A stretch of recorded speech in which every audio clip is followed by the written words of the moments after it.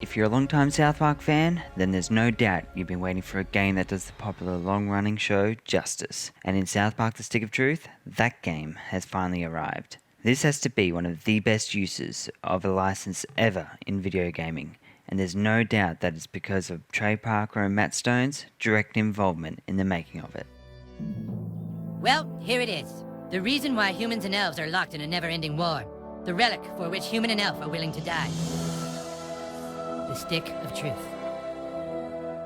You are the new kid in South Park, and you find yourself suffering from one of those time-honoured game cliches, amnesia. Your family have moved you to this small little town for which you have no idea why, and before you know it, you find yourself making new friends and fighting alongside the other children of South Park for control of the most powerful item in the world, the Stick of Truth. One of the standout aspects of South Park The Stick of Truth is its visuals. The look of the TV show has been totally reconstructed in the game, to the point where it feels like you're playing an interactive episode, or even more accurately, an entire season of the cartoon. That sense of immersion and the seamlessness between gameplay and cutscene made me go from mouse and keyboard control to plugging in my controller just so the pointer wouldn't get in the way. No, I said protect. Protect your bows. It might not bring anything new to the table as far as RPG games go, but what it has done is taken basic aspects of role-playing games and polished them to the point where it's hard to find any fault with them.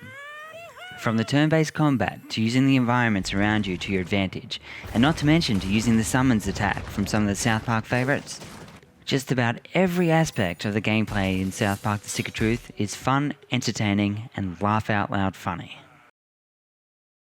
He doesn't really talk. That's hot! With a basic upgrade and perk system, this could be seen as part of the game that is seriously lacking when compared to recent RPGs. But while some may see this as a negative, I see this as a huge positive. Simply put, the less time in the menus, the more time spent enjoying the great narrative, fun gameplay, and non-stop laughs. Although the social media aspect of the menu did make me wish I could like some of those comments left by the other people of South Park. Welcome to Tweet Coffee. Coffee made with ingredients supplied by local organic suppliers. It's local coffee, brewed locally. While it might not take as long to finish as other long-distance marathon games in the same genre, at no point did I feel ripped off by its 12 to 15 hours of game length. In fact, when I had an inkling I was nearing the end of this epic journey for control of the Stick of Truth, I only had a feeling of not wanting it to end. And that feeling came about because every part of this game fit together so perfectly and didn't even come close to overstaying its welcome. The difficulty of the Stick of Truth, while not overwhelming, can pose a challenge at some points in the game. On a few occasions I had to come back with an upgraded character and well thought out loadout to defeat my opponent, but at no point did the game feel frustrating. While at other times your character almost feels too powerful, so it might pay to make the game as challenging as possible and crank that difficulty level up to hardcore. No hall pass? Then it's time to write you a referral. Oh yeah, that's the boss. Good luck fighting the boss, okay? You still think this is a game, young man? From exploring the town and finding references from the TV show, to interacting with the citizens of South Park to hear their oftentimes funny reactions, the game never tries to be more than what it is. That being an interactive playground for Matt and Trey's comedic writing. And let's face it, if they didn't get that right, this game could have ended up just being a huge disappointment for the fans, just like many other South Park games. Sir Douchebag, congratulations.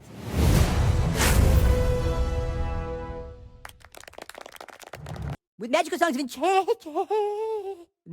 magical songs of enchantment. Since South Park's humble beginnings in Cartman Gets an Anal Probe, and with the recent episodes touching on the console wars between Microsoft and Sony, it has always been a source of controversy. And with the creators being such an integral part of the making of this game, there is no doubt that this could be one of the most cringeworthy, in-your-face, and offensive games you're likely to play for some time. Not only does it stay constantly close to being on the line of being in good taste, it sometimes not only steps over that line, it takes that line and does unspeakable acts to it. Oh, what sad times these are when the nation's youth run around in dungeon clothes playing the games of Satan. South Park The Stick of Truth had me smiling from beginning to end and constantly laughing at my monitor. And while its biggest strength is also its biggest weakness, that being a game aimed at the South Park fan, there is no doubt the amount of effort that has gone into making this game one of the funniest, if not the funniest gaming experiences I've ever had. I'm already looking forward to subsequent playthroughs and giving it a space next to my South Park DVD collection. I'm giving South Park The Stick of Truth a 9 out of 10. Could you go look for our children? I sure would make it worth your while. There's Simon, Amber, and Cornwallis. Tell them their father wants them home right